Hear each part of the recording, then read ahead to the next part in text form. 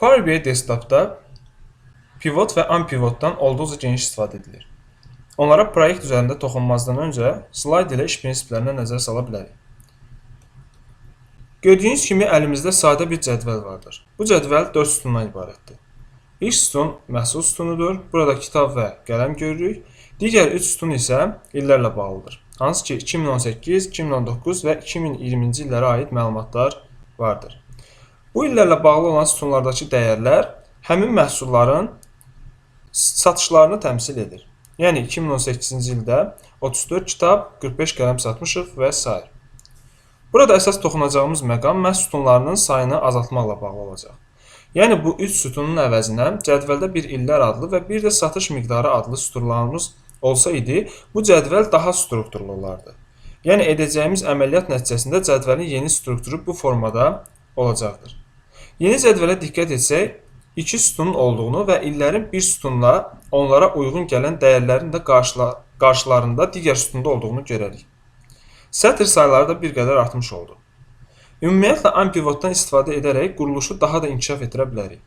Burada yeni sütunların adlarını da, məsələn, illər və satışlar olaraq dəyişdirə bilərik.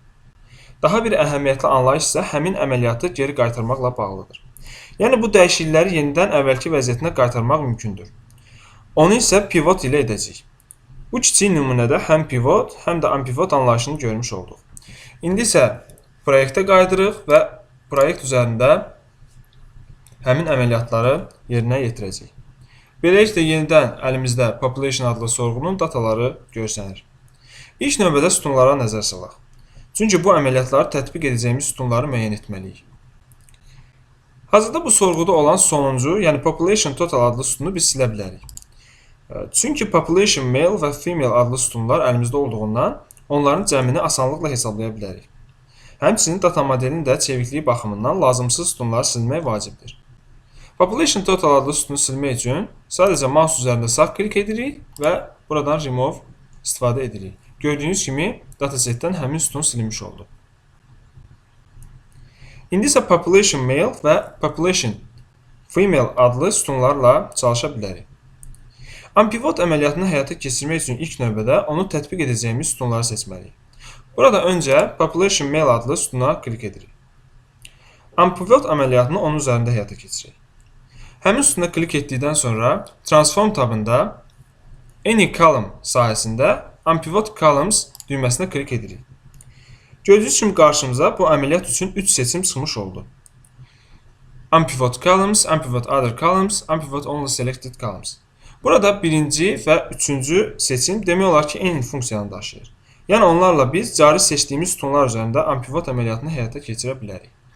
Unpivot Other Columns hazırda seçdiyim sütunlar xaric, digər bütün sütunlar üzərində unpivot həyata keçirmək üçündür. Hazırki durumda biz ya 1, ya da 3-cü seçimdən istifadə edəcəyik. Population male üzərində əgər 3-cü seçimdən istifadə etsək, gördüyünüz kimi qarşımıza 2 sütun çıxmış oldu, lakin population female sütunu olduğu kimi qalır. Bayaq slayd üzərində gördüyümüz kimi attribute və value sütunları burada yarandı. Açıqcası sütunun bu cür unpivot olması bizim işimizə yaramır. Sadəcə mən göstərmək məqsədilə bunu etdim. İndi əməliyyatı geri alaq və başqa yolla davam edək. Bilirik ki, əməliyyatı geri qaytarmaq üçün Apply Steps hissəsində həmin əməliyyatın qarşısında olan X-a bənzər işarəyə biz klik etsək, əməliyyat geri qayıtmış olacaq. Lakin indiki halda pivotdan istifadə edərək əməliyyatı geri qaytara bilərik. Beləliklə, buradan Attribute sütununu seçirik, sonra yenidən Transform tabında Any Column sahəsindəki Pivot Column düyməsinə klik edirik. Onu da qeyd edim ki, unpivot əməliyyatını birdən çox sütunla edə bildiyimiz halda pivotu yalnız bir sütunla edə bilərik. Qarşımıza çıxan menyuda bizdən bir sütun seçməyimizi istəyir. Təbii ki, geri qaytarmaq istədiyimiz sütun population male olduğu üçün onun dəyərləri value adlı sütunda saxlanılır. Ona görə də biz buradan value adlı sütunu seçəcəyik. Mən Advanced Option-a da toxunum burada. Advanced Option-da müxtəlif seçənəklərimiz var, lakin kurs boyunca biz onlara toxunacağımız üçün indi onun üzərindən keçirəm. Ok klik edirik və əvvəlki population male adlı sütun qarşımıza çıxacaq. Təbii ki, bu tip dəyişikliklərdə müəyyən qədər vaxt sərf olunur. Ona görə də bir neçə saniyə gözləyə bilərik.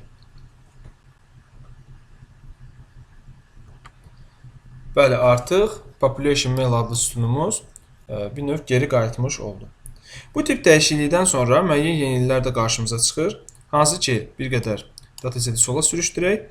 Gördüyünüz kimi ölkələrin Əfqanistandan başlayaraq sıralandığını burada biz görə bilərik. Bu, burada yaratdığımız yeni sütuna görə Power BI tərəfindən avtomatik olaraq tətbiq edildi. Yenidən unpivot etmək üçün bu dəfə həm Population Male, həm də Population Female sütunlarını seçə bilərik. Bunun üçün ilk növbədə Population Female üzərinə gəlirəm, sonra klaviatura üzərində Ctrl sıxıram və Population Male seçirəm. Gördüyünüz kimi hər iki sütun seçilmiş oldu. Və yenidən biz Transform tabına gedirik. Transform tabında Any Column sahəsində olan Unpivot Columns üzərinə klik edirik. Təbii ki, bu əməliyyat da bir neçə saniyə çəkə bilər, lakin istədiyimiz nəticəni almış olacaq. Bəli, artıq əməliyyat sona çatdı və qarşımıza iki sütun çıxmış oldu. Yeni yaradılan Attribute sütununda Population Male və Female, onların qarşısında isə Value sütununda dəyərləri yazılmışdır. Bu tip dəyişiklik data modelinin oxunuşunu və strukturunu daha da yaxşılaşdırır. Yeni sütunların adını dəyişmək üçün ya həmin sütun üzərində iki dəfə klik edirik və ya Transform tabında Rename istifadə edirik. Burada biz attribute-u gender ilə, value-nu isə population ilə əvəz edə bilərik. Gördüyünüz kimi hər iki sütunun adını dəyişdik. Dataset üzərində pivot və unpivotla bağlı əməliyyatlar haqqında bu qədər. Növbəti dərslərimizdə görüşənədək.